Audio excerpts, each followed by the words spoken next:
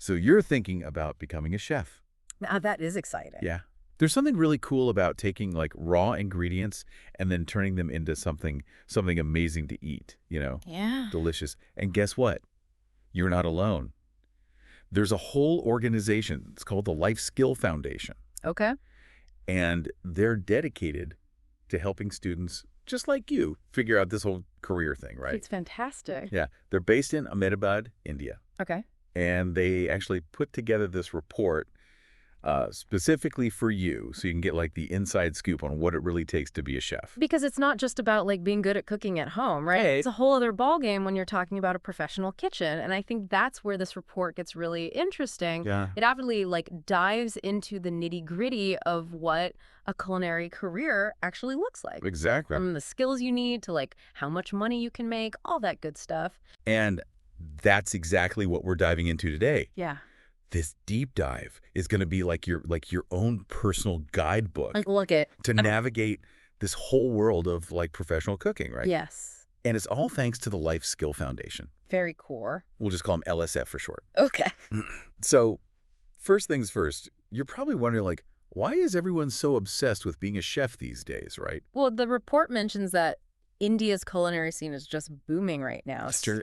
People want different food experiences. Yeah, that's... Like from, street food to really nice dining. So naturally, that means there's a high demand for chefs, talented chefs. That's so true. To keep everyone happy. Yeah. It's like this food scene here is just like exploding with flavor. Yeah. Which is so exciting for someone who loves to cook. Right. But hold on, before you just grab your apron and start practicing your knife skills. Right. Let's talk about you for a second. Okay. The LSF report, it dives into something called Holland's Code, which basically says that people who are thriving as chefs, they often have these artistic and realistic personality traits. That makes sense. Right. Yeah, think about it. Yeah. Creating a dish is almost like painting on a plate, Okay. It's like experimenting with colors, textures, and flavors. That's artistic, right? Okay, I get that.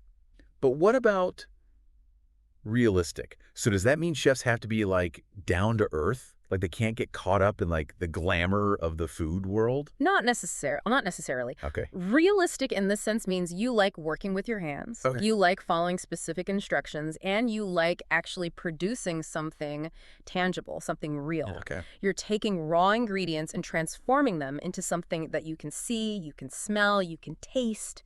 Yeah, it's not just about like having that creative vision, you have to execute it. Exact. So, Yes. right. You have to bring it to life in a really hands-on kind of way. Yeah. I like that. Okay, but let's say you have the passion. You're feeling creative. You're ready to roll up your sleeves and get cooking. What does that actually look like, in terms of a career path? So the LSF report, it breaks it down into 3 main levels, or what they call job zones.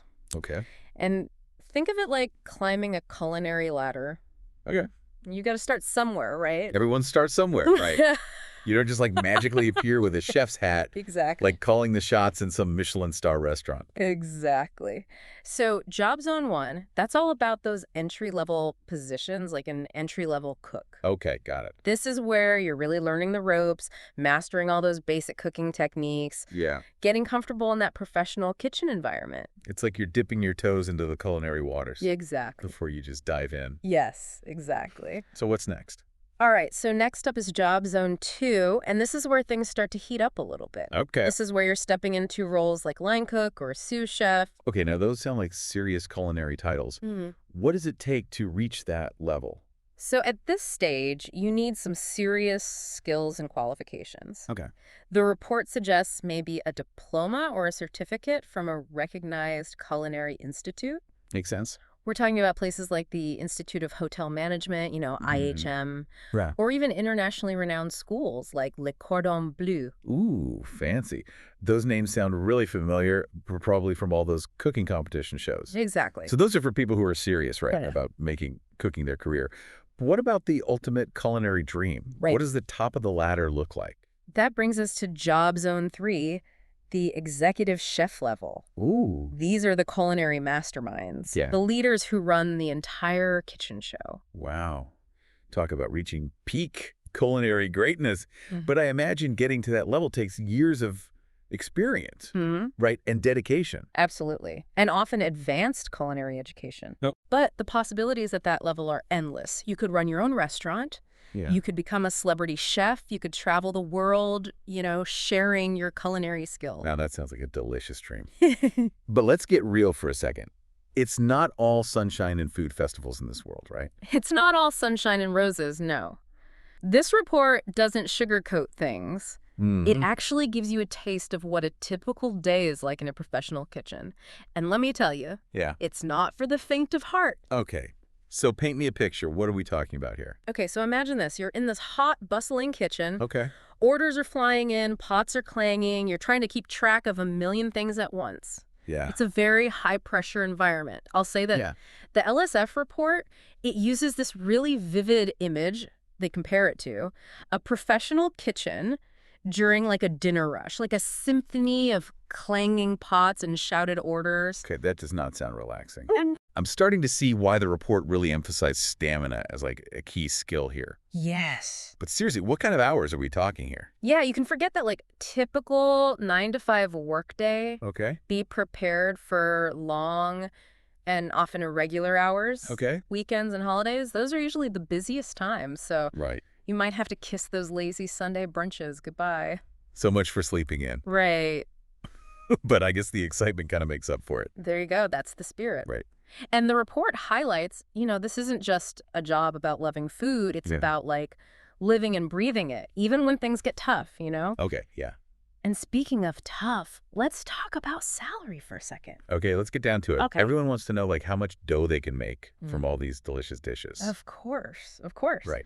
So according to the report, like starting salaries for chefs in India, they typically range from 15,000 to 25,000 per month. Okay. You know? So not exactly a king's ransom, but Right.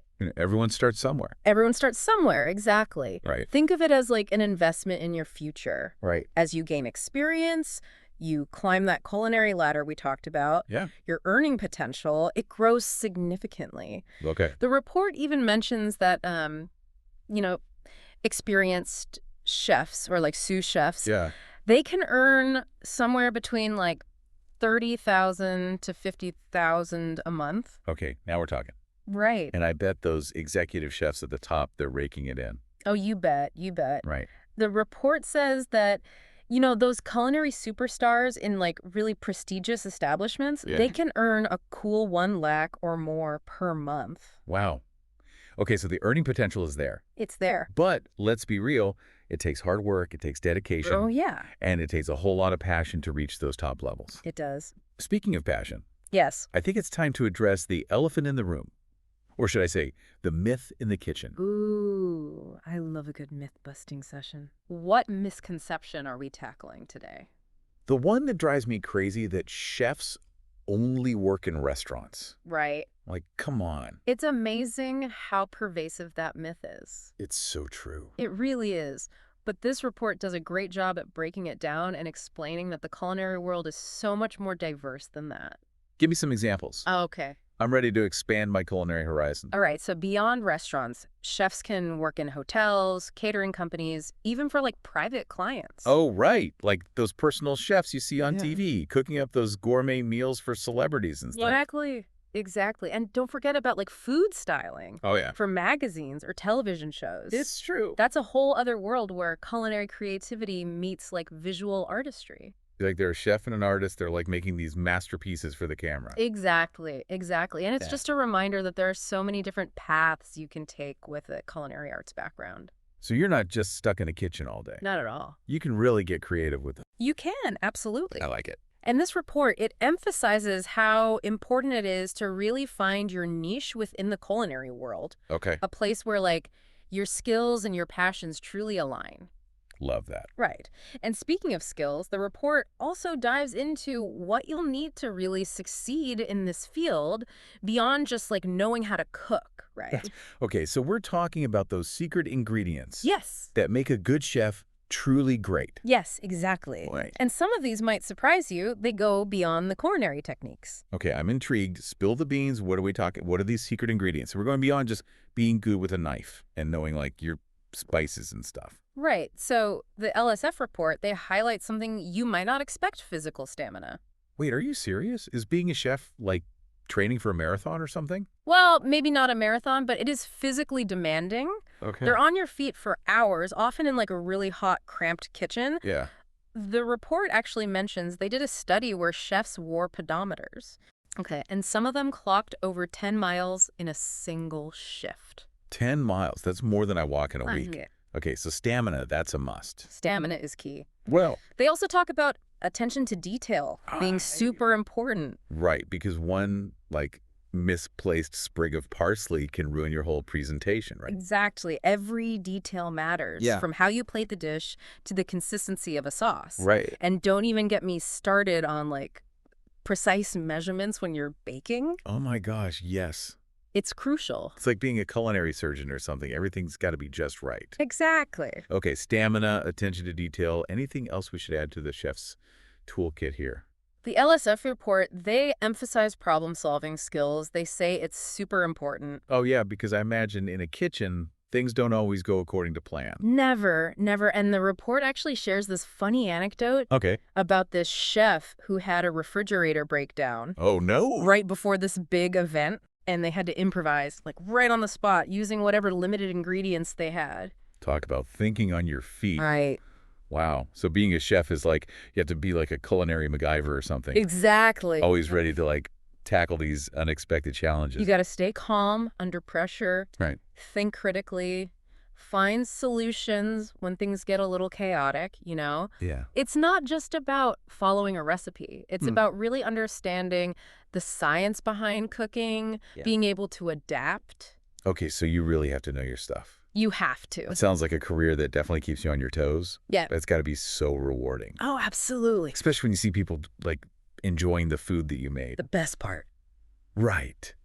Okay, so reading through all this, it reminds me of another myth that we hear all the time, Okay. which is that cooking is all about talent. Oh, yeah. Like, you're either born with it or you're not. Right.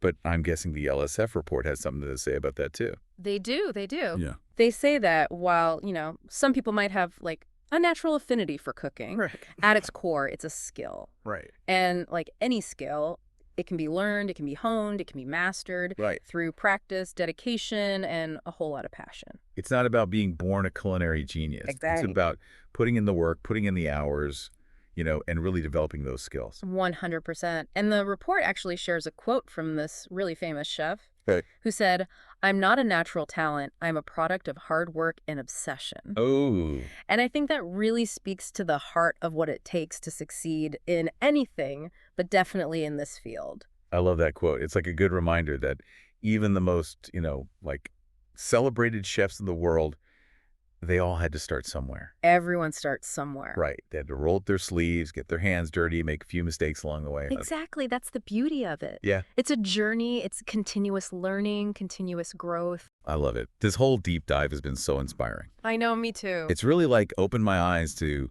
what it really means to be a chef, beyond just the cooking shows and the fancy restaurants and everything. Exactly. Exactly. And the Life Skill Foundation, they deserve a round of applause for this report, honestly. It's not just informative, it's really empowering. It is. It really is.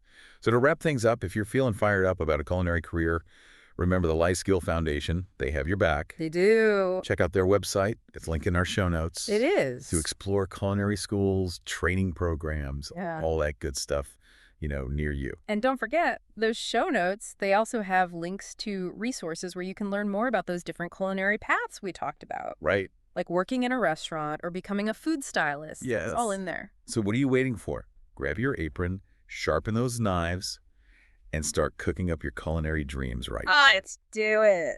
And remember, that unique journey to becoming a chef, it starts right now. Bon appétit.